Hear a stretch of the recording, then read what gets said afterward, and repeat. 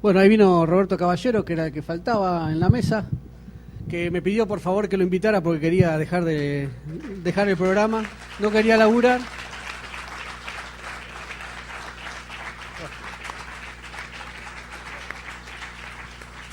Bueno, debo aclararle a las chicas que Foster, como ustedes saben, lo trajimos en el 2010, se llevó todas las minas, por lo tanto le exigimos que no venga.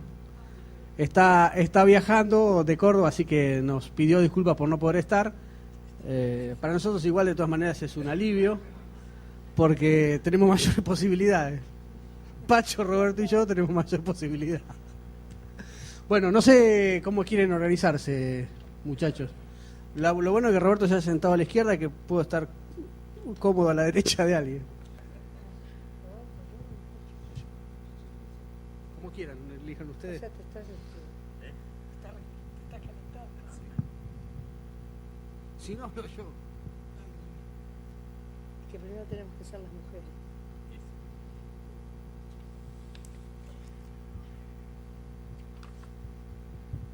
Bueno, hacía mucho que no leía un libro que me hiciera sentir tan reconciliada con lo mejor de nuestra gente. Porque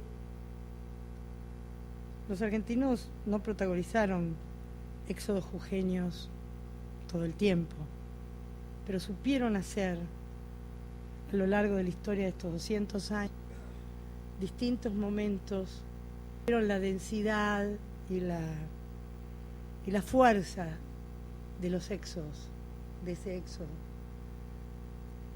Por caso el 17 de octubre, por caso el Cordobazo, por caso el 25 de mayo del 73, por caso el 83, por caso el 2003 y también el 2001, cuando terminamos de enterrar el modelo neoliberal. Digamos, no fueron tropas polvorientas, ¿no? No fue un pueblo desarrapado, pero convencido. Y también pensaba que había algo en común con el éxodo jujeño, que yo omito decir que ocurrió el 23 de agosto de 1812, supongo que es una data que todos ustedes tienen. Hubo algo que gestó ese éxodo, que fue la decisión de Belgrano de desobedecer al triunvirato. Y pensé cuántas veces en la historia nacional esos grandes hombres de la historia, o grandes mujeres también, como la Juana Zurduy,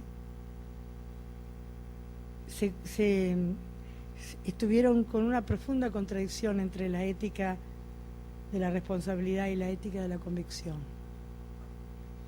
Belgrano resolvió desobedecer las órdenes del triunvirato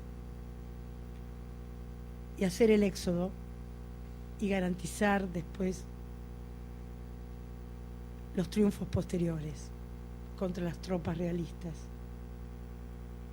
Pensaba que en el 87 Raúl Alfonsín no lo pudo resolver entre ética de la responsabilidad y de la convicción, cuando se mandó al Congreso las leyes que durante 20 años garantizaron la impunidad. Entonces, bueno, escribí un texto, querido Hernán, sobre lo que leí, y se los voy a leer porque es breve, pero eso es lo que siento y pienso. Creo que no hay posibilidades de abordar la historia de los pueblos, ni de las sociedades, ni siquiera nuestra pequeñísima historia individual, sin una mezcla de razón y pasión que tenga una cuota muy, muy alta de pasión, tal vez más que de razón. Se llama El rebelde sueño de un patriota. La guerra de la independencia argentina y latinoamericana le debe a Manuel Belgrano y a los pueblos de Jujuy, Salta y Tucumán una de las páginas más ricas y extraordinarias de toda la gesta contra España. En julio de 1812, las batallas independentistas se habían complicado por derrotas sucesivas y también por el desplazamiento del poder central de los líderes de la Revolución de Mayo. Había sido asesinado Moreno en alta mar, Juan José Castelli estaba muy enfermo y procesado tras la derrota de Huaki, Juan José Paso había sido desplazado de la jefatura del Triunvirato de Buenos Aires, cargo que asumió Juan Martín de Pueyrredón, convencido de que en el norte argentino no podía librarse la batalla definitiva por la independencia. Belgrano no compartía esa desesperanza, ni compartió en agosto de 1812, cuando estaba en la Comandancia General del Ejército del Norte con sede en Jujuy, la orden del Triunvirato de replegarse a Córdoba para no dar batalla contra las tropas realistas del coronel Pío Tristán, primo del general y jefe del ejército español, el sanguinario general José Manuel de Goyeneche. Ofensiva realista, el 29 de julio de 1812, Belgrano lanza el célebre bando que cambiará el curso de la historia de la Guerra de la Independencia Americana. Desde que puse el pie en vuestro suelo para hacerme cargo de vuestra defensa, en que se haya interesado el excelentísimo gobierno de las Provincias Unidas de la República del Río de la Plata, os he hablado con verdad. Siguiendo con ella os manifiesto que las armas de Abascal al mando de Goyeneche se acercan a Suipacha, y lo peor es que son llamados por los desnaturalizados que viven entre nosotros y que no piden arbitrios para que nuestros sagrados derechos de libertad, propiedad y seguridad sean ultrajados y volváis a la esclavitud. Llegó pues la época en que manifestéis vuestro heroísmo y de que vengáis a reunirnos al ejército de mi mando, si como aseguráis queréis ser libres. Con este bando, este pedido al patriotismo de los nuestros, con la certeza de que debía resistir junto al pueblo del norte la ofensiva española, con la misma convicción de que debía denunciar a los criollos adictos a España por el privilegio de sus rentas, Belgrano, ese maldito caudillo revolucionario, como lo llamaba Goyeneche, lanzó el éxodo jujeño el 23 de agosto de 1812. Si debía retroceder, lo haría con el pueblo para poder rearmarse. Los españoles no podrían quedarse con nada. Encontrarían tierra arrasada, ni casas, ni animales, ni comida, nada que les pudiera servir para continuar matando al pueblo americano. Los bandos españoles dieron cuenta de esa gesta heroica del pueblo norteño. Solo hubo cenizas y algunos traidores en el recuento realista. Los jujeños siguieron a Belgrano como un padre que los guiaba entre la tierra, la sangre, la violencia y la venganza, con la que los españoles degollaban a sus derrotados y sublevados súbditos. El patriotismo de los jujeños había sido amasado en la idea de libertad del yugo que conocían bien desde las sublevaciones de Chuquisaca y el grito del Inca Tupac Amaru, y también en el odio al salvajismo español. Belgrano no hubiera tenido una conciencia revolucionaria, una desobediencia tan cabal a las órdenes pusilánimes del triunvirato porteño que le aconsejaban replegarse y no presentar batalla, es decir, aceptar la derrota, si el éxodo jujeño no hubiera sido la más conmovedora imagen de que la patria no era una utopía declamada, sino que estaba en esos cuerpos sedientos, polvorientos, de cada rincón de una geografía vasta y en pie de guerra por la libertad. Esa imagen cabal fue la que hizo que Belgrano, ya en Tucumán, se dispusiera a preparar la batalla que selló el triunfo de la independencia argentina y latinoamericana. San Martín necesitaba esa victoria de Belgrano y el pueblo del norte el 24 de septiembre de 1812 en la batalla de Tucumán para poder seguir con las espaldas cubiertas hacia la liberación de Perú y hacia la Gran Colombia. Belgrano, el verdadero hijo de la patria, como lo llamó San Martín, abrió la posibilidad del triunfo final contra las armas realistas en Tucumán y Salta. Belgrano demostró con su desobediencia revolucionaria su lealtad al sueño de la Revolución de Mayo. Fue hasta el final el mejor heredero de esos sueños cuando ya no quedaban más que cenizas y muchos negocios con la ascendente corona inglesa en manos de los comerciantes porteños.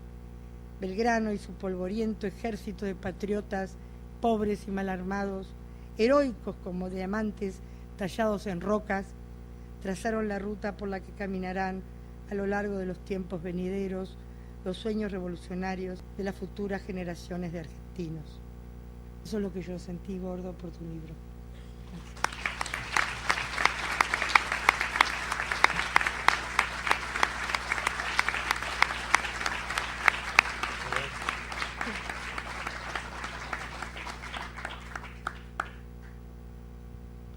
Una vez, en el programa de Grondona, le dicen a Pierre, le dice: usted, Pierre, es un gordo corrupto.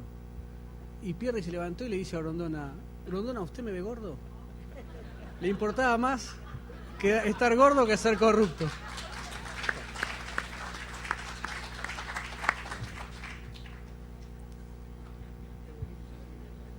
Grondona, ¿usted me ve gorda?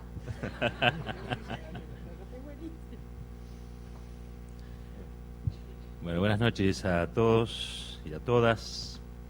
Y bueno, primero gracias por la invitación.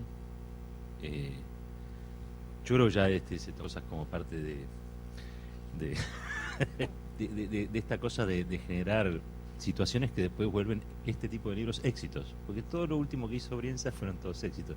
Entonces nosotros venimos a hacer lo que empujamos acá un poquito al comienzo, pero también porque de alguna manera somos los privilegiados, porque nos va contando qué está trabajando, cómo lo está haciendo. Digo, hay mucha pasión en el trabajo que él hace, muchísima. Y esa pasión se traduce en eso, en los comentarios previos a la obra y en esta cosa así medio fetiche de que, bueno, vas a presentar el libro, nosotros vamos a estar ahí. En este caso yo tengo cosas cosas maravillosas para decir del libro. Tengo una sola crítica, y es que me resultó corto. Creo que le va a pasar a más de uno cuando lo lea. Me pasó lo mismo con Valientes y también con El Loco Dorrego. Con lo cual tenemos un problema, que es que el autor escribe corto. Pero también es cierto que eres un autor de la urgencia. O sea, yo creo, y esto lo tengo que repetir porque generacionalmente Hernán es quizá de todos nosotros el que más seriamente se abocó a la reconstrucción histórica, a la indagación histórica. Y uno que ya lo conoce hace más de 20 años largos, sabe que hay una coherencia que otro podría llamar obsesión. Pero en este caso yo voy a decir que es coherencia. Y la verdad es que eres un escritor de la urgencia porque de algún modo, cuando se pone a indagar en la historia, lo está haciendo con las urgencias del presente. No es casualidad, me parece, este libro de Hernán, a 200 años, ¿sí?, del éxodo jujeño. Me parece que esa gesta tiene un simbolismo que es muy aplicable a algunas de las cosas que están sucediendo hoy en la Argentina. Y creo que por eso él va a buscar esa historia y a traerla aquí al presente. Y lo hace de una posición, una postura que a mí particularmente me interesa mucho, porque este es un libro para la sobremesa, es un libro para la discusión en casa, es un libro para decirle a tu pibe: mira, léete esto y aprende quién era Belgrano. Porque obviamente que el Belgrano, que de alguna manera se ha recogido, se ha recuperado hasta el día de hoy, es un Belgrano estatucuista.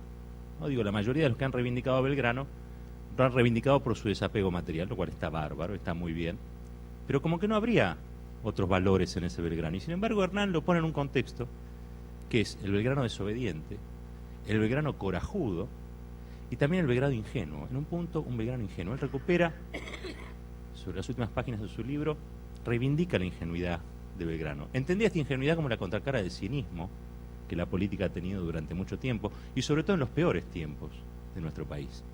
Y digo, insisto, esto que él lo trae al presente porque obviamente uno traza paralelismos entre lo que sucedió allí y cuál es su idea de nación. Entonces cuando decimos, ¿y nosotros cómo nacimos? Bueno, 200 años tenemos encima y nuestro origen es anticolonialista, nuestro origen es pasional, nuestro origen es profundamente reivindicador del coraje, pero sobre todo de personas puestas en situaciones extraordinarias que un día deciden construir nación. Y no cualquier nación, esta nación.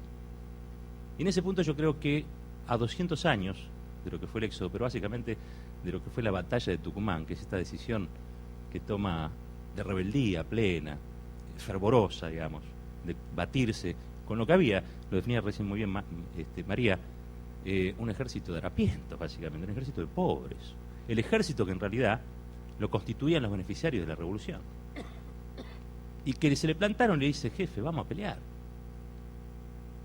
Y no es casual que, me parece, esto después se lo pueden preguntar a él, que es el autor, yo estoy interpretando, digamos, lo que leí, pero no es casual que él lo traiga acá al presente, porque algo parecido, si se quiere, está ocurriendo hoy en día.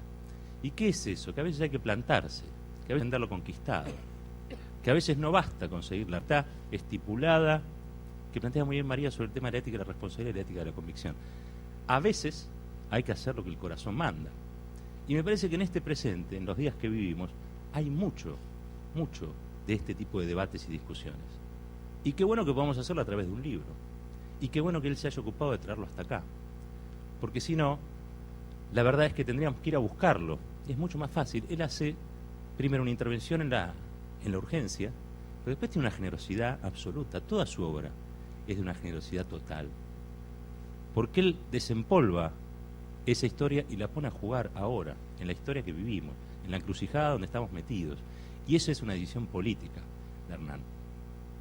Y yo me siento orgulloso, porque él es de una generación que es una generación que en realidad, a la salida de la dictadura, éramos más o menos pibes de 14, 15 años, o quizá menos, 12 años, nos comimos todo el posibilismo del alfonsinismo. La cosa que no se podía hacer nada, que la historia se había... No era todavía lo que se definió después como el fin de la historia, pero sí era un poco el fin de las pasiones. Porque las pasiones, las discusiones, los debates habían terminado en tortura, en persecución, en muerte, en delación, en desaparición. Y nos comimos ese posibilismo. Y la verdad es que nos reconcentramos en nuestras cosas. Por suerte, cambió la etapa, cambió la historia, y hoy todo eso que él fue aprendiendo en estos años lo puede poner acá y lo pone a jugar en una, insisto, en una realidad que creo que nos conmueve a todos los días. Y también reivindicar que no nos quedamos en ese posibilismo.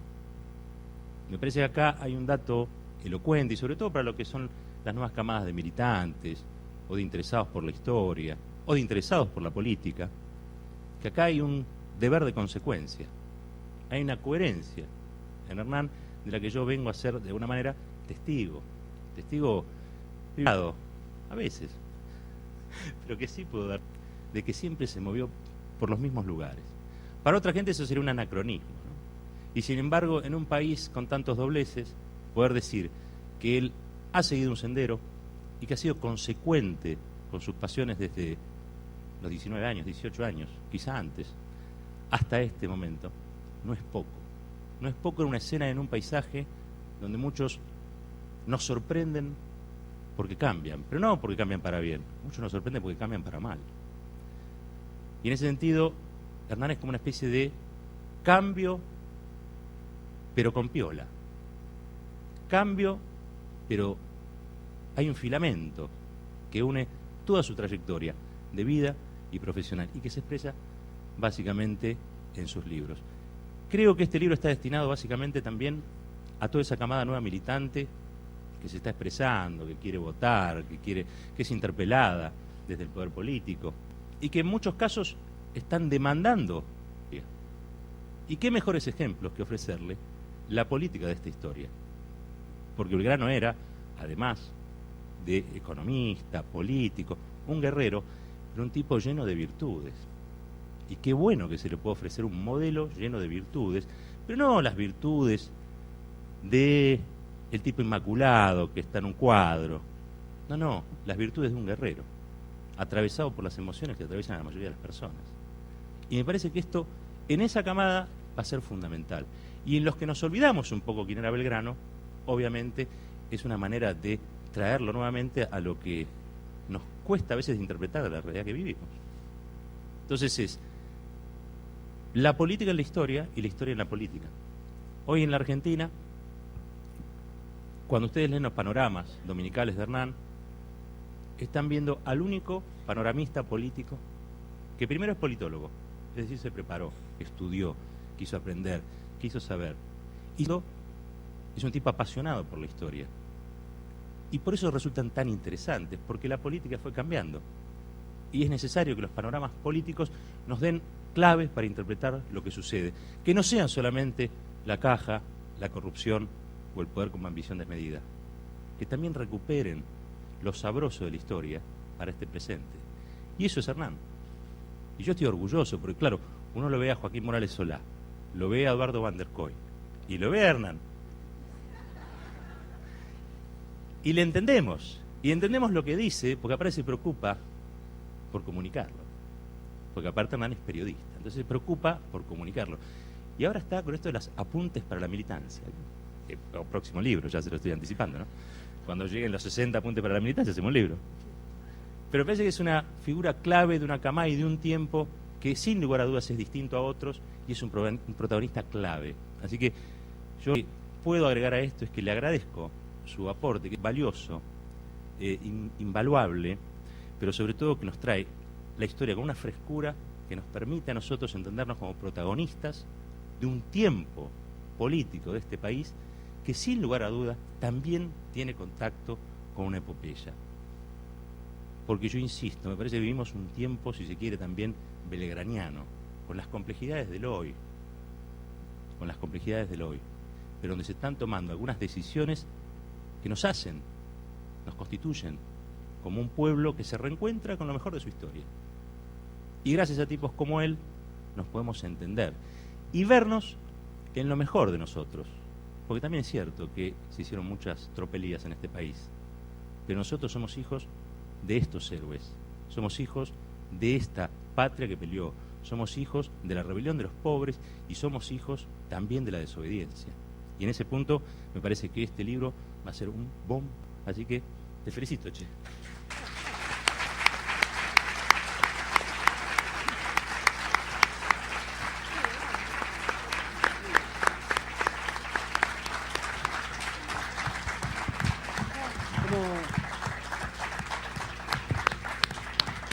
Como se darán cuenta, Roberto es mi amigo de hace 20 años. Acá por acá adelante están los muchachos de la secundaria, que cuando nos volvimos a ver hace unos 2 o 3 meses, primero pude comprobar 3 cosas. Que no era el más gordo, que no era el más pelado y que no era el más canoso. Eso era bueno.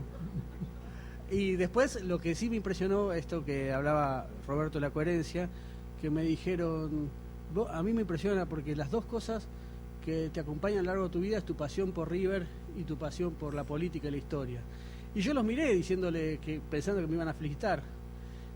Siempre fuiste el mismo pelotudo, me dijo. Pero bueno, sí, yo le voy a dar la palabra a Pacho, que está amigo.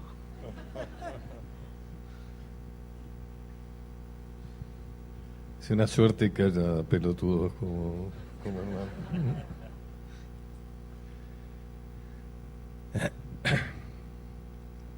A ver, lo primero que quiero hacer es felicitarlo a Hernán por su editorial de este domingo, con la complicidad de Roberto, publicado en Tiempo Argentino. Y creo realmente es una recomendación, creo que son magníficos editoriales los de Hernán los domingos en Tiempo Argentino. Se los recomiendo porque realmente ahí es donde se juntan todas estas vertientes de comprensión que tiene Hernán. Realmente yo creo que es el mejor comentarista que hay en este momento en la Argentina. A mí no me gusta presentar libros, fundamentalmente estoy obligado a leer el libro, cosa que me ha resultado demasiado agradable. También, porque también es desagradable lo otro. A mí me ha pasado en alguna presentación de mi libro que ninguno de los que presentaban lo había leído. Y eso era clarísimo porque hacían malabarismos para, qué sé yo, hablaban de mi infancia, no sé, de cualquier cosa, con tal de ocultar que ninguno había leído el libro. Pero haber leído este libro es un muy buen libro, realmente es un Brienza auténtico, es muy interesante. Eso que personalmente y con un grupo de gente, de la cual está Hernán, estamos trabajando la idea de la interpretación desde la historia, desde los sectores populares, la comprensión de la historia como, no por decisión de los grandes hombres, ¿no es cierto? O sea, la idea de que la historia se produce porque Belgrano decide hacer un éxodo, sino que realmente el éxodo se produce porque hay un movimiento social, digamos, que Belgrano interpreta, ¿no? Es decir, ¿quién hace el de octubre? Perón o la gente, ¿no? Esas cosas. Nosotros pensamos así que hay que contar la historia desde el lado de los sectores populares. Esto es muy clave y da una visión muy distinta de todos los hechos, inclusive la Revolución de Mayo. La Revolución de Mayo no la podemos explicar si no la explicamos desde la intervención de los infernales, ¿no es cierto?, de French y Beruti, si no la explicamos desde el pueblo en armas, como eran las milicias de patricios, etcétera. Después están también los criollos decentes y todo lo demás. Pero la historia la tenemos que explicar desde los sectores populares, porque el eje que atraviesa nuestra historia, inclusive la historia planetaria, es el conflicto entre los intereses de los sectores dominantes, aliados con los poderes extraños, extranjeros, versus los intereses de los sectores populares, mayoritarios. Y eso está muy interpretación que hace Hernán, ¿no es cierto? Porque uno ha escuchado las interpretaciones del éxodo, inclusive uno ha escuchado las interpretaciones burlonas, ¿no es cierto?, de la batalla de Tucumán, porque era como que Belgrano al final no sabía si había ganado o había perdido, era como que era un militar tan inexperto que ni siquiera sabía si había ganado o había perdido, ¿no es cierto? Y el éxodo se transformaba meramente en esas anécdotas como la de la burla de Dorrego a Belgrano, etcétera, ¿no? Esas cosas que son como las que van coagulando las interpretaciones equívocas. Sin duda es un buen momento para publicar este libro y además está claro por qué se publica este libro también, porque son los tiempos, son los tiempos que marca en gran medida la Presidenta de la Nación. O sea, la Presidenta de la Nación tiene una visión de la historia que es una visión absolutamente política, porque la Presidenta de la Nación conoce la historia. Ella se ha formado en los autores básicamente revisionistas, ¿no es cierto? Porque ella ha sido una militante de la resistencia. O sea que se ha formado leyendo a Jorge Abelardo Ramos, a Scalabrini Ortiz, a Pepe Rosa, ¿no es cierto?, a Fermín Chávez, a Ureche, etcétera. Y eso es muy claro, ¿no es cierto? O sea, el año se llama Año del Doctor Manuel Belgrano. Ahora vamos a avanzar sobre ese tema. O sea, lo bajó del caballo a Belgrano. Porque recordar a Belgrano realmente como un militar es ofender verdaderamente la memoria de Belgrano. No porque esté mal ser militar, hemos tenido grandísimos militares, sino que realmente para entender la historia de Belgrano, después vamos a tratar de avanzar en eso, hay que entender que Belgrano era un gran intelectual, que su mayor sacrificio de la patria fue salir a dirigir ejércitos y producir hechos, aparte concientización, producir no solo patriótica, sino también social, como lo demuestra, por ejemplo, la donación de las escuelas, ¿no es cierto?, en el Alto Perú, como lo demuestra la propuesta del REINCA, ¿no es cierto?, donde está claramente mostrando la importancia que le daba a toda esa región que finalmente, inevitablemente, los unitarios iban a perder, iban a entregar, ¿no es cierto?, que fue el Alto Perú y Bolivia. La presidenta ha reivindicado el combate a revuelto obligado, que es una forma de reivindicar toda la guerra del Paraná, ¿no es cierto?, porque no se combatió solamente en Obligado, se combatió en San Lorenzo, ¿no es cierto?, en Quebracho, en Ramallo, Puerto Santa María. La presidenta ha ascendido a general a Juana Zurduy y a Felipe Varela. No son hechos casuales, o sea, Juana Zurduy es reivindicar el papel de la mujer en la historia argentina, es uno de los grandes desaparecidos de la historia oficial, es la mujer, ¿no?, de la cual se supone que lo único que hacía era bordar banderas, prestar el piano para que tocara alguien algún himno y nada más. Desaparecidos los sectores populares, desaparecidos los pueblos originarios. O sea, nombrar general a Juana Zurduy ha producido la reivindicación de Luis Felipe Varela es la reivindicación de un gran caudillo, de un gran hombre que se opuso a la guerra del Paraguay, un americanista, o sea que no han sido hechos casuales. Y además el hecho de haber declarado feriado, ¿no es cierto?, el tema que hoy nos ocupa, que lamentablemente ella estuvo enferma ese día, no pudo ir al Jujuy, pero digamos, también es un hecho, escuchando lo que dijo María, lo que dijo Roberto, está claro que es un hecho también que tiene una profunda significación. La presidenta sabe historia y es una delicia conversar con ella sobre historia, porque además tiene opiniones muy, muy propias. Esa es una de las razones por las cuales, bueno, él ya ha dado el aval a este grupo de personas que estamos abocados justamente a esto, a hacer de la historia una historia que responda verdaderamente a la visión de los sectores desposeídos. Y en eso coincidimos con Hernán, ¿no es cierto? Hernán pone en su solapa que es miembro del Instituto Alberto Reo. Y no es que coincidamos en todo con Hernán, podemos disentir en bastantes cosas. Disentimos en la visión que ambos tenemos de Rosas, en la visión que ambos tenemos de Roca. No tenemos la misma opinión de Saavedra, del conflicto de Saavedra y de Moreno. Pero sí sabemos que hay una historia que hay que escribirla y que hay que mostrarla. Hernán me dijo una frase que me pareció maravillosa, que dignamente reconocida, que no era propia y siempre me olvido quién la dijo. Pero junto con el tema este de que la historia la escriben los que ganan, Hernán dijo, la historia la ganan los que lo escriben. La historia la ganan los que la escriben. Y eso parecería ser una especie de consigna de un grupo nuestro, porque sí, escribimos mucho. De Franco Vitali. ¿Eh? El original es de Franco Vitali. Y escribimos mucho. Hernán es un hombre que ha escrito mucho, y libros fundamentales como el de Dorrego, Valientes, yo también he escrito. Varios de los que estamos ahí hemos escrito mucho. Como también escribieron mucho Mitre, Vicente Fidel López, etcétera, en los tiempos en que realmente la historia la ganaron las que la escribieron. Y hoy estamos tratando de ganar la historia porque la difundimos. O sea, por eso escribimos libros, participamos de programas de radio, tenemos programas de televisión, porque realmente creemos que es un deber acompañar este proceso de ahondamiento en las esencias populares y nacionales y federales de nuestro pueblo. Y entonces me voy a ocupar un poco de Belgrano, porque hay algo. El libro es muy bueno y le dedica varias páginas a un hecho que lo voy a recuperar.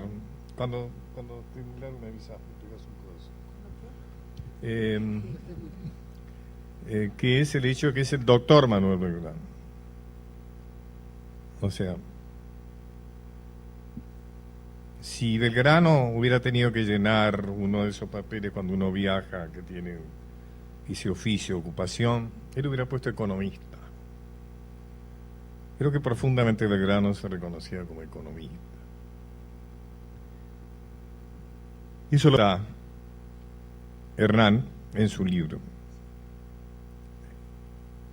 Pero mucho más que a eso, hay que contar, desde ese hombre que estaba dirigiendo, incentivando, provocando el éxodo jujeño en esos paisajes verdaderamente tan austeros, tan exigentes, ¿no es cierto?, tan devastados, llevando adelante gente descalza, prácticamente sin armas, semidesnudas. Ese hombre, vamos a contar la historia de cómo se llega hasta ahí. Este hombre venía de una familia comerciantes de buena posición económica. O sea, el padre era un contrabandista de fusto. En esa época, los comerciantes en Buenos Aires, básicamente el comercio de Buenos Aires era el contrabando. Recordemos que Buenos Aires fue fundada para el contrabando. Buenos Aires fue fundada para contrabandear la plata potosí. No fue fundada por otro motivo, y el que lo fundó fue Garay, que vino de Asunción, o sea, no vino del otro lado del mar. ¿Y por qué si no nos llamamos República Argentina? si no es por las minas de Potosí que estaban dentro de nuestro territorio?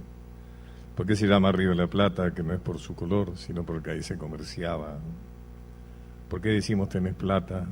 ¿Tenés plata? ¿Por qué? La esencia de Buenos Aires era el contrabando. Quizás siga siendo, ¿no? En contrabando de la plata potosí. Entonces, digamos, bueno, el padre de Belgrano, un tipo que tenía una buena posición, si no, de todos los revolucionarios, de los criollos revolucionarios, fue el único que tuvo una formación universitaria europea, por lo menos de los más conocidos, ¿no? Que fue la Universidad de Salamanca. Los demás universitarios, todos en la Universidad de Chuquisaca, ¿no? El Alto Perú.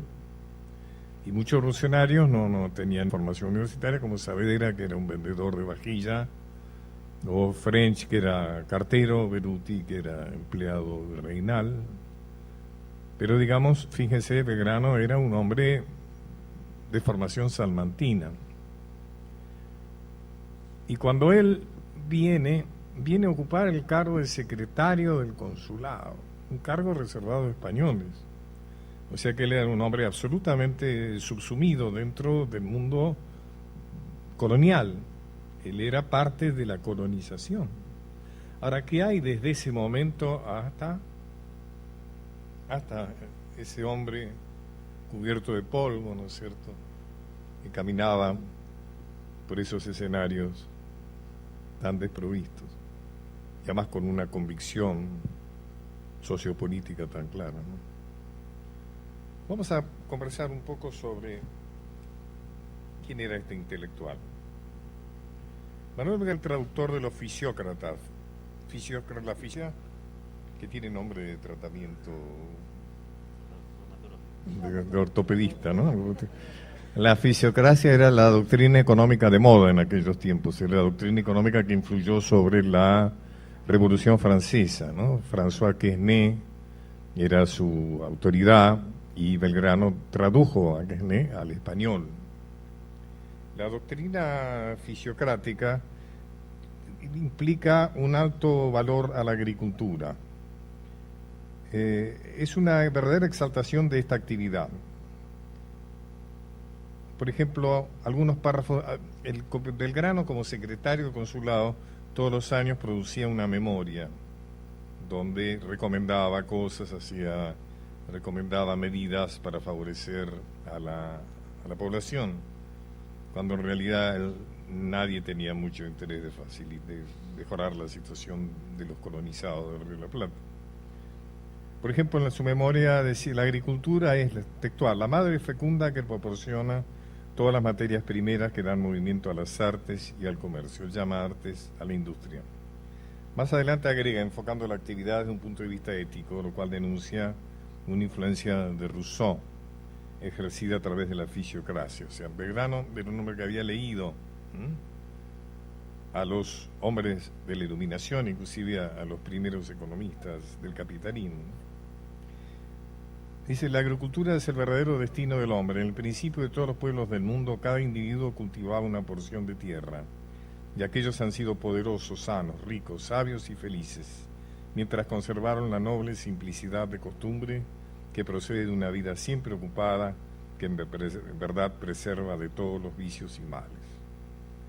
Escribe luego: es sin contradicción el primer arte, el más útil, más extensivo y más esencial de todas las artes.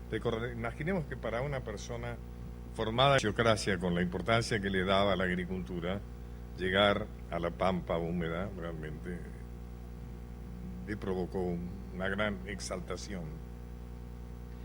Escribe luego: es en contradicción el primer arte, el más útil, más extensivo y más esencial de todas las artes.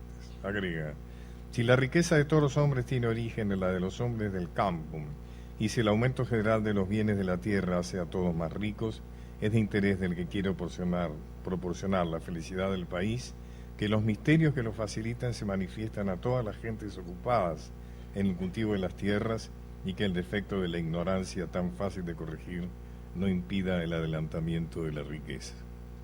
Es la forma de escribir de aquellos tiempos, ¿no? Es decir, la agricultura, dice, es la única fuente absoluta e independiente de las riquezas. La idea de Quesnay, el oficio de la idea de tierra y por ende la actividad agrícola genera excedentes, es decir, producto neto. Pero en realidad, si se continúa con el análisis de los escritos de Belgrano, se puede advertir que tal idea de productividad que los fisiócratas habían reducido a la agricultura es bastante más amplia en el prócer.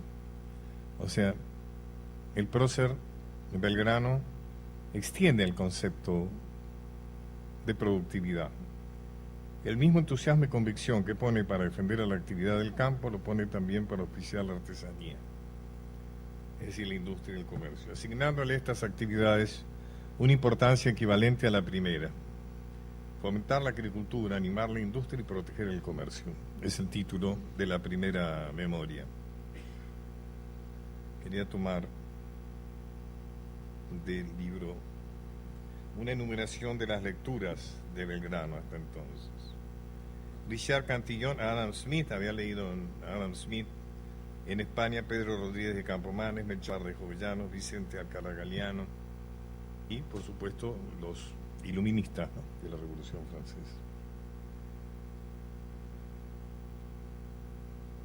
Los ramos de agricultura, industria, él ya está extendiendo el tema de la agricultura, la industria y el comercio. Agricultura, industria y comercio son las tres fuentes universales de la riqueza. Él está haciendo pedagogía, le está enseñando a un pueblo estupidizado por la colonia, le está enseñando cómo son las cosas de la vida, o sea, cómo hacer para producir más, mejor. Él está haciendo didáctica.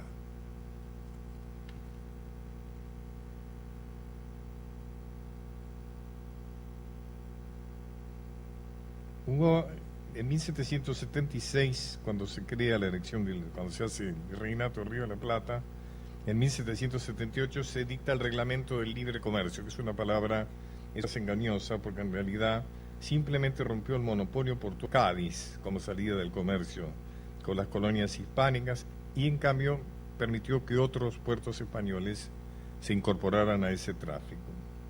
Pero ello no implicó la derogación de gravámenes, de impuestos sumamente gravosos como el almofarifajo, el derecho de avería, las alcabalas. Estos derechos se aplicaban tanto a la salida de los puertos españoles como a la entrada de las colonias. En 1794 se crea el Consulado de Buenos Aires, el que asume Belgrano. Era un tribunal comercial que se había creado a merced de la presión de los comerciantes porteños, tomando como modelo al de Sevilla. Tenía dos funciones, la tradicional de carácter judicial y la de dar consejo para promover el desarrollo económico. Sus funcionarios eran el prior y 2 cónsules, 9 consejeros, un síndico, un secretario que era de hecho el director ejecutivo, un tesorero y un contador. Belgrano fue secretario del Consulado Español de Río de la Plata de 1724 a 1810.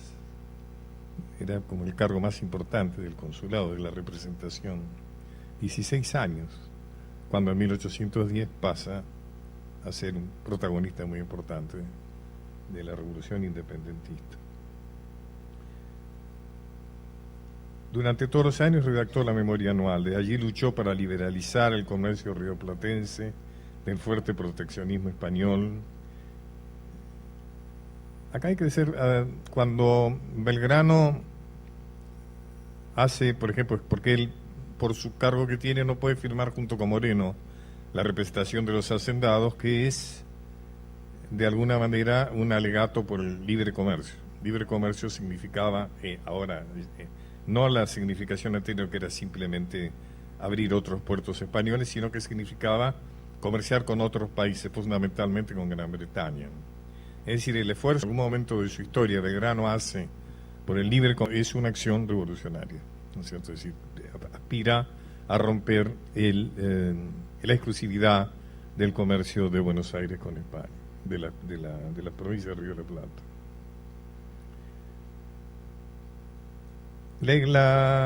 El consulado, bajo su inspiración, se aboca a la construcción del muelle de Buenos Aires, por ejemplo. Él impulsa una serie de medidas que son saboteadas desde España, por supuesto, por sus mismos compañeros del consulado. Y no pierde oportunidad de desarrollar, también propone la escuela náutica. Ustedes imagínense que todo lo que tuviera que ver con la náutica era una exclusividad, era una clave estratégica del amo, ¿no es cierto? Porque era como se llevaba y se traían los productos de un lado a otro del mar. Belgrano no pierde oportunidad de desarrollar sus puntos de vista sobre educación. Este es un tema clave de Belgrano. Les he dicho, todo esto es educación. Él está educando, está tratando de romper la Francia que han sido sometidos todos los esclavos, ¿no es cierto? El amo necesita un esclavo tonto, ignorante, que no comprende. Él propone la fundación inclusive de escuelas para niñas. Por ejemplo, en una frase él dice: la educación a través de escuelas gratuitas y la enseñanza de oficios para todos, ¿no? Realmente es el primero que habla de educación popular gratuita. Y también para niñas, donde textual se enseñará la doctrina cristiana a leer, escribir, eso era cosa de hombres en aquellos tiempos, coser, bordar y principalmente inspirarles amor al trabajo, para separarlas de la ociosidad, tan perjudicial o más en las mujeres que en el hombre. Y me voy a detener en el tema de la educación. Además de la fundación de escuela para niños, me parece importante ver que este es porque llevó adelante el éxodo, ¿no? Esta iniciativa de la fundación de escuelas para niñas era extraordinariamente original en aquellos tiempos. ¿No se imagina cuál era el papel de la mujer? Estamos hablando de fines del siglo XVIII, principios del siglo XIX. Pero es también el primero que reclama se conserven asientos para niños negros y mulatos, a fin de que reciban instrucción común en las escuelas públicas.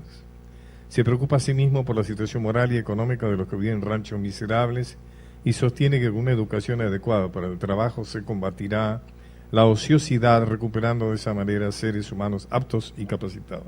La palabra ociosidad acá evidentemente tiene el sentido de desocupado, ¿no es cierto?, del marginado social.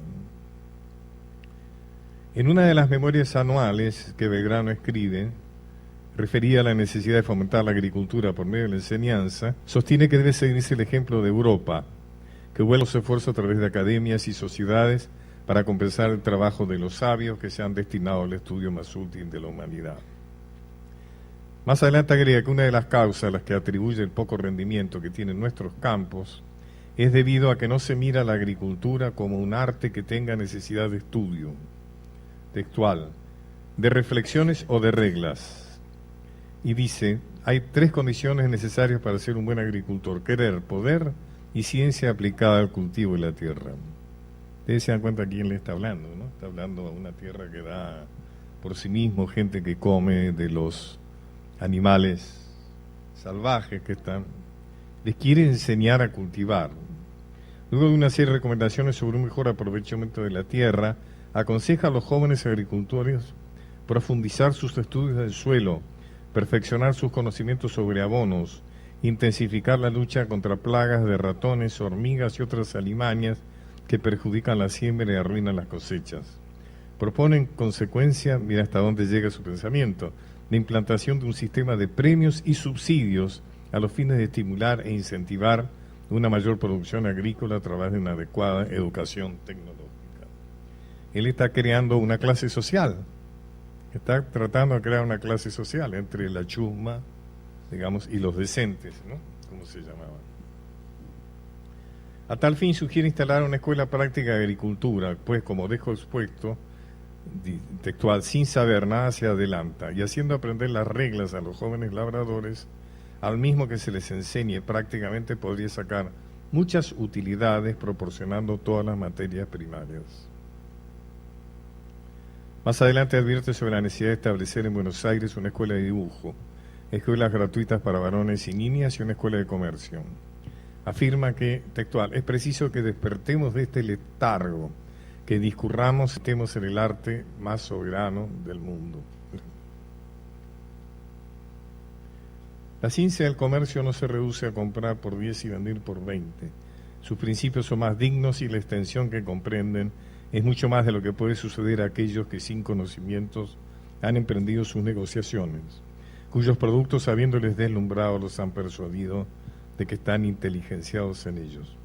Pero no es esto lo que debo tratar, y así pasaría a proponer los medios de protegerlo. Sea el primero una escuela titulada de comercio, donde los jóvenes vayan a instruirse la aritmética en el modo de llevar la cuenta. Si antes había una escuela de agricultura, ahora hay una escuela de comercio. Tener libros en el cálculo y regla de cambio, en la regla de navegación mercantil, de los seguros, en el modo de establecer la correspondencia mercantil y mantenerla, en las leyes y costumbres usadas entre negociantes, donde al menos se les enseñen los principios generales de la geografía y las producciones de que abundan o escasean los países. O sea, tener una vida internacional. No seguir avanzando mucho en todo esto, pero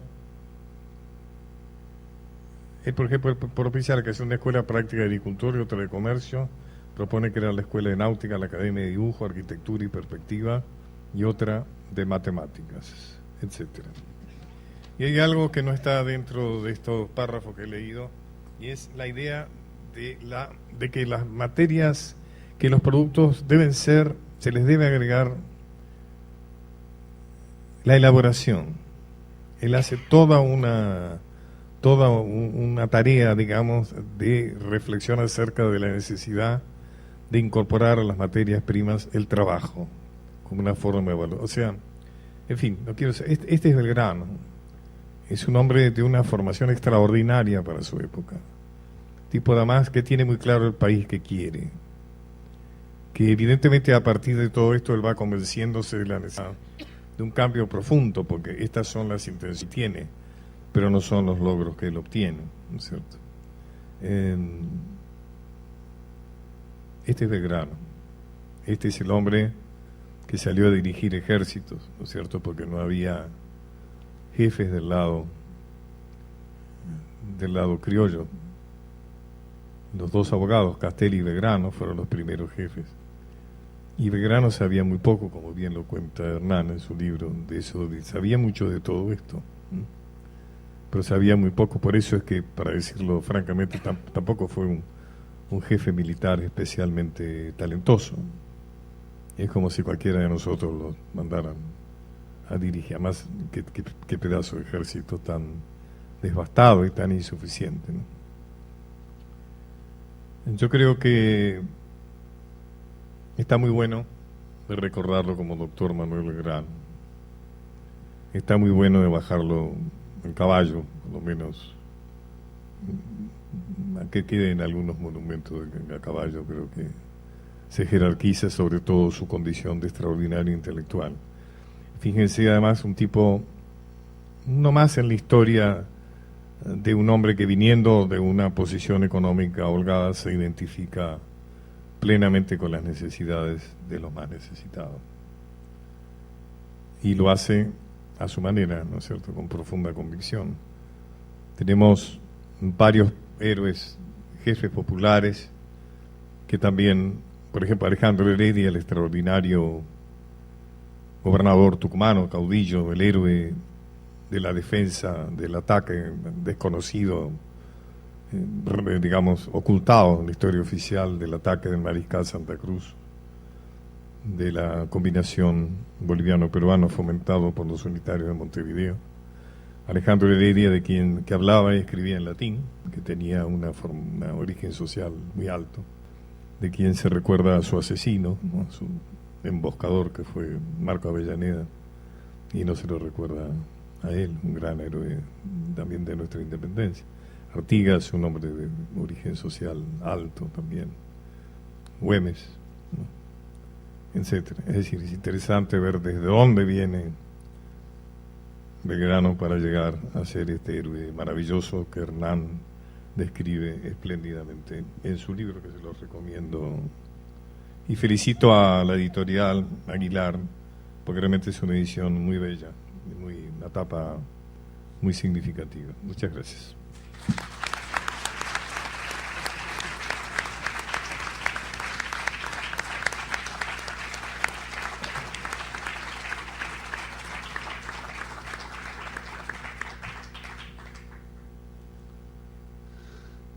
Siempre es difícil hablar cuando ya dijeron todos los demás, y es muy difícil hablar después de que hablen de uno. y del trabajo de uno. Yo quiero agradecerles obviamente a todos los amigos, gente querida que vino hoy a la presentación del libro. Quiero agradecerles a aquellos, mucho más a aquellos que no me conocen y que vinieron igual, que no me conocen personalmente. Digo porque, claro, a los amigos si no vienen después van a tener que aguantarme reprochándoles durante meses que no vinieron, que son... Pero los que no conocen, los que no me conocen no van a tener que aguantar, así que supongo que han venido por algún interés y generosidad genuina más que mis psicopateadas posteriores. Yo... a mí me pasó algo muy extraño con el libro, que es... me sorprendió muchísimo que nadie haya escrito, nadie haya investigado y haya sacado un libro sobre el éxodo jujeño en 200 años de historia, ¿no? Yo creo que eso marca una decisión y una elección de quienes escribieron la historia y que la ganaron, en los cuales las puebladas, las epopeyas populares, los sectores populares estaban borrados de la historia argentina y aparecían solo en una carreta en algún acto del primario de los festejos escolares, ¿no? Y me llamó la atención no solamente que Buenos Aires no haya escrito la historia del éxodo jujeño, sino que ni siquiera en Jujuy hayan escrito un trabajo sobre el éxodo jujeño, ¿no? El propio lugar donde se desarrolló el éxodo jujeño, nadie había escrito sobre eso. Y me llamó la atención cuando presenté el libro en Jujuy, que fue en el primer lugar que lo presenté, porque la gente me agradecía que nos hubiéramos acordado de ellos y que alguien hubiera contado esta historia. Yo pensé que me iban a decir, vos porteño que venís a contarnos la historia a nosotros, y me sorprendió esa actitud y entendí los lazos de dominación del puerto a las provincias, que es hacerle sentir vergüenza de su propia historia, de su propia identidad, de su propia presencia. No hay nada más desmovilizador, no hay nada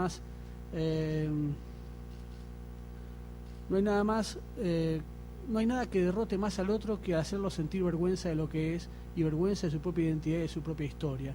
Y los sectores dominantes han logrado durante mucho tiempo hacer sentir a los sectores populares vergüenza por lo que son, vergüenza por lo que fueron y vergüenza por sus epopeyas.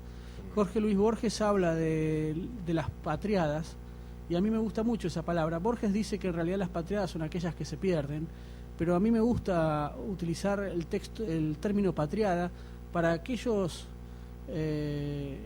patrullas perdidas que deciden poner en marcha una patria, intentan poner en acción a la patria, ¿no? Eso es para mí la mejor definición de patriada, y me gusta pensar el éxodo jujeño como una patriada por varios sectores, ¿no? Por sectores que son sectores populares, sectores medios, también sectores del patriciado local, no solamente de Jujuy. Y este libro, yo siempre digo, Pacho, que no sé si es un libro exactamente revisionista. La figura de Belgrano no sé si está muy renovada, no sé si hay... Quizás lo que hay es algunas lógicas que estaban ocultas dentro del Belgrano oficial, que por ahí les di luz.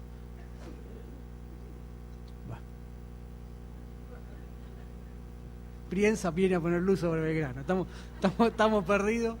Vení, Alejandro, vení a cantar, pues ya está. Digo, poner los focos sobre eso, ¿no? No. Lo que digo es poner los focos, porque una de las formas en las cuales la historia tradicional ha usado para invisibilizar a los seculares, a las mujeres, a los negros, a los indios, es justamente contar la mitad de las historias y no poner en relieve lo que realmente significaba cada uno de los personajes. Cuando Pacho recién contaba lo que significaba Belgrano en términos intelectuales, lo que estaba haciendo era poniendo sobre el tapete aquel Belgrano que generalmente a nosotros nos esconden. Generalmente para nosotros Belgrano es el creador de la bandera, un tipo que se sentó en una piedra, se inspiró con los colores del cielo y después se fue al norte, hizo el éxodo, ganó 2 batallas y perdió 2. Con lo cual tenía voz finita, era medio logi, era honesto, por lo menos era honesto. Cuando uno hace una estadística entre sus amigos y pregunta como quién preferís que sea tu hijo, si como San Martín o como Belgrano. El 98,9% de los hombres dicen no, como San Martín, no sea cosa que haya una duda sobre la sexualidad del hijo, y de Belgrano. Por lo tanto, Belgrano estaba visto como un gran sonso, boludo de la historia. Ese era el título del epílogo, pero los editores dijeron que era un poco fuerte. Pero quiero reivindicar esa estupidez o esa estulticia en términos de Erasmo de Róterdam, de Belgrano, porque en ese idealismo, en esa inocencia, en esa ingenuidad, como decía Roberto, hay algo que es potencialmente subversivo, ¿no? En un país, como dice Roberto, en el cual el cinismo se campea, y yo digo, yo soy un defensor de cierto cinismo, pero cuando él habla de cinismo, está hablando de vale todo, está hablando de el éxito por sobre todas las cuestiones, está hablando del interés monetario por sobre todas las cuestiones, está hablando del neoliberalismo, está hablando de estas cuestiones que hemos charlado durante muchos años con él. Para ese modelo de país, Belgrano es subversivo.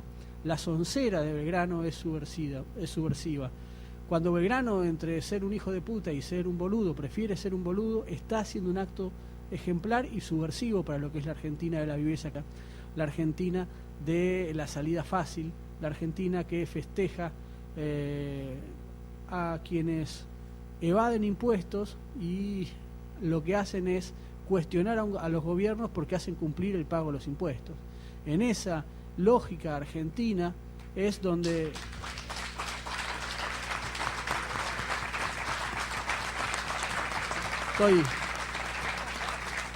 estoy empezando mi campaña política desde acá. Sí, totalmente, en algunas cosas sí. No, digo, creo que ese Belgrano, y esa era la lógica, y por eso quería ponerle el boludo de Belgrano, que tampoco me animé a ponerlo en la nota de Tiempo Argentino, porque me parecía que iban a romper el diario como los discos de los Beatles en Londres, y sí, por eso. Y me parece que esa ingenuidad es la que hay que rescatar de Belgrano, ¿no? Y es la ingenuidad del tipo que recibe los sueldos atrasados y decide crear escuelas, ¿no? Digo, imagínense cuántos de ustedes hoy cobran una indemnización o cobran sueldos atrasados de $40.000 y en vez de encanutarla o irse de paseo ahora que la dictadura cubana no nos deja comprar dólares, ¿no? Si uno recibe $40.000, ¿no? Te las guardás todas, ¿no? Y el tipo fue y construyó escuela para los más pobres, ¿no? Eso es un acto de heroísmo individual muy importante, ¿no? Yo creo que ese Belgrano es el Belgrano del Villiquen, es cierto, pero puesto en relevancia frente a políticas que han sido que hemos ido cuestionando durante muchísimos años, realzan la figura de Belgrano, ¿no? Yo creo que algo le pasó a la clase dominante argentina, que creó un Belgrano en 1810 y un Cavallo en el 2001, ¿no? Algo le pasó a esa clase dominante que no ha podido generar Belgranos, que ha decidido crear otro tipo de modelos, como el actual intendente de la ciudad de Buenos Aires, que muestran la decadencia. ¿Se puede discutir con el autor? Sí, por supuesto. Muestran la decadencia de algunos sectores. No, ¿cómo explicás? No sé si estoy de acuerdo con tanta ingenuidad. Belgrano fusiló. Sí, claro. Al que no venía todo lo del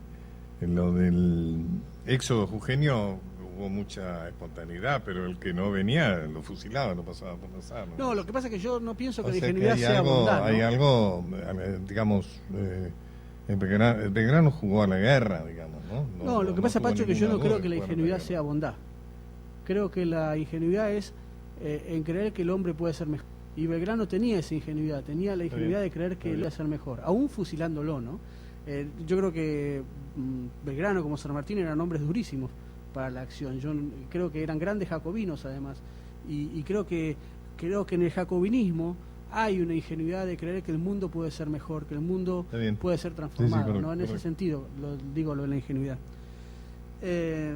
¿Voy bien, vieja? No, porque La última presentación me puse a hacerle chistes a mi vieja, me cagó a pedos. Entonces me dijo, no me nombres en todo en la cosa. Voy bien, no te estoy nombrando, vieja.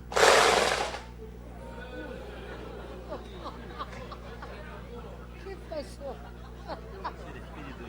Es el espíritu del grano. Eso debe decir que nos tenemos que ir, me parece. Yo quiero... El éxodo jujeño, me parece que hay dos grandes momentos que uno puede pensar a retirada, ¿no? Primero, el momento más dramático es... Digo, quiero retomar, porque había empezado las digregaciones y me perdí. Digo que cuando... Yo no sé si este libro es revisionista, pero sí es un homenaje de un porteño a los pueblos que dieron la vida y entregaron su sangre y sus familias a la independencia argentina, ¿no? Yo creo que el teatro de operaciones de la Banda Oriental y del Alto Perú fueron aquellos que nos hicieron libres a los americanos.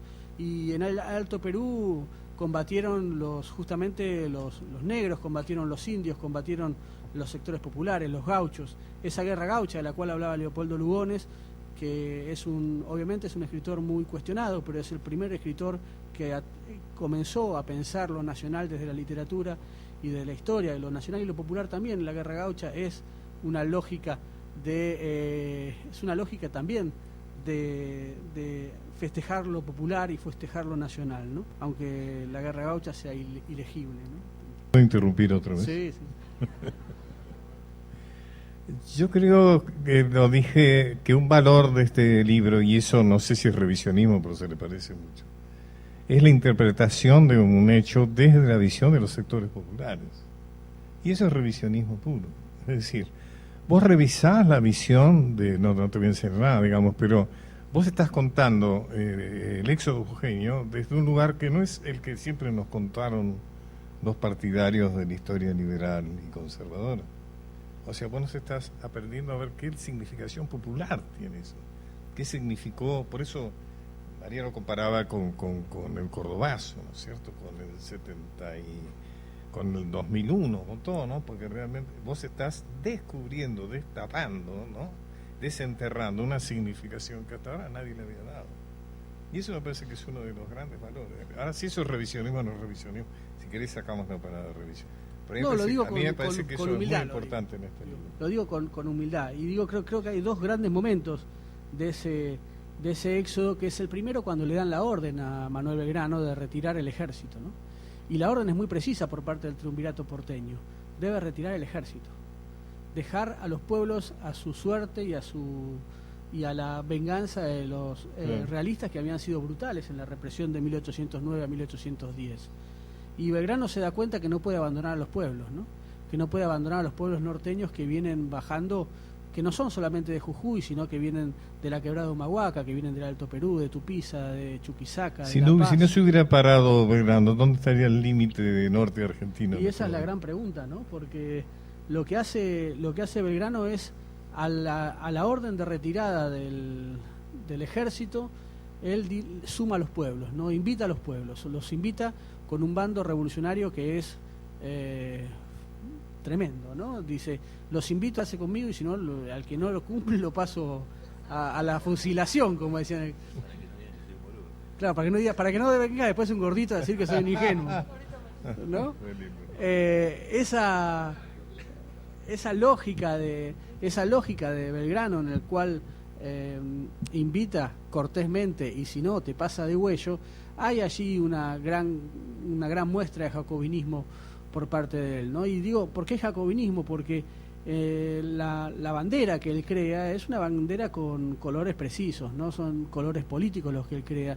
Y un mes antes, el 25 de mayo de 1812, mientras las mujeres están defendiendo Cochabamba, las cochabambinas están defendiendo su ciudad porque se habían quedado sin hombres y están siendo masacradas, fulminadas, degolladas y violadas por el ejército realista, Belgrano, en la plaza de Jujuy, entroniza la bandera azul, celeste y blanca, la hace portar por un noble que es el barón de Holberg, la hace bendecir por Juan Ignacio Gorriti, que era un sacerdote independentista y federal, y cuando sale a la plaza le dice a los soldados y al pueblo: aquí tienen la bandera que los va a diferenciar de las demás naciones.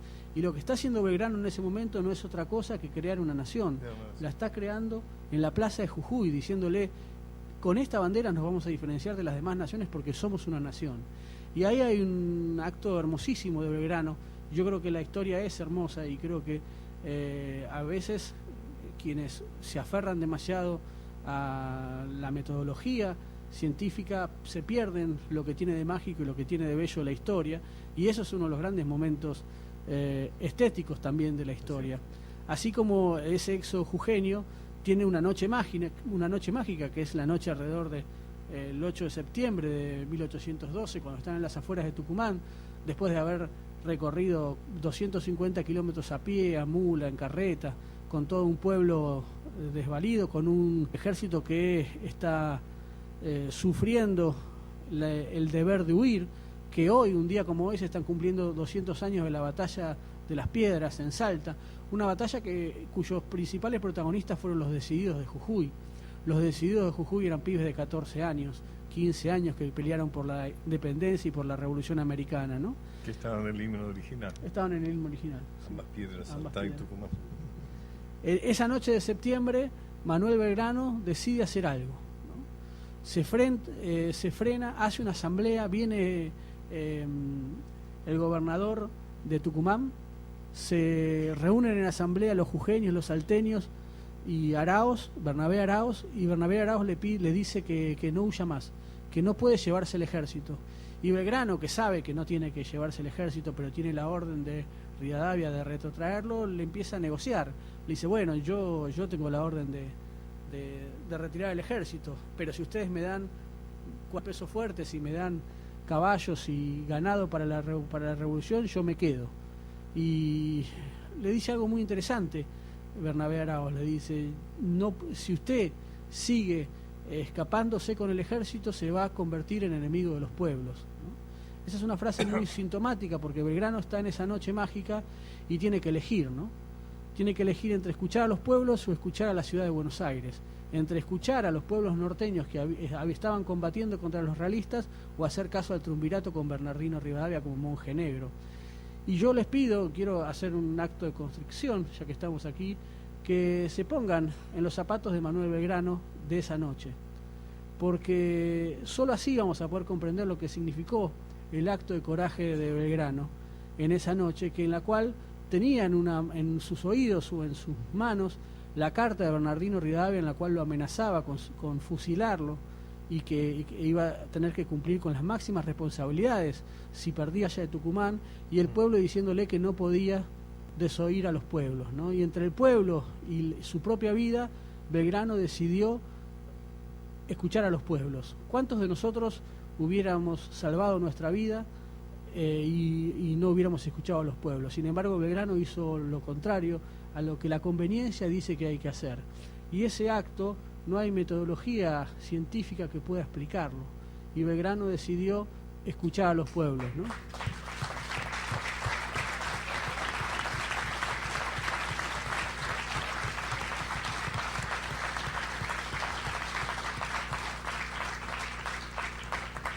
Por suerte para todos nosotros ganamos la batalla de Tucumán. Si no, hoy estaríamos escribiendo el libro sobre el mariscal Goyeneche o las bondades de Pío Tristán, pero por suerte ganamos. Y a mí me parece que ese acto de Belgrano es quizás uno de los momentos más bellos de la historia, ¿no? Que te han dado claramente en mi libro anterior, Valientes, pero bueno, creo que es el gran acto de coraje que tuvo cualquier general, ¿no? Yo quiero terminar diciendo, Belgrano va al norte siendo un porteñito, ¿no? Un abogado porteño, y vuelve al norte cuando se está muriendo, convertido ya en un líder de la patria grande. En 1816, cuando se produce en el Congreso de Tucumán y se discute sobre república o monarquía, San Martín y Belgrano tienen una idea que fue muy burlada por los republicanos, por los jacobinos y también por los realistas y por aquellos que no compartían la posibilidad de que hubiera una monarquía constitucional en estas tierras. Belgrano quería poner a a un rey indio, ¿no? Quería poner al Inca como soberano de la república, de la monarquía republicana americana.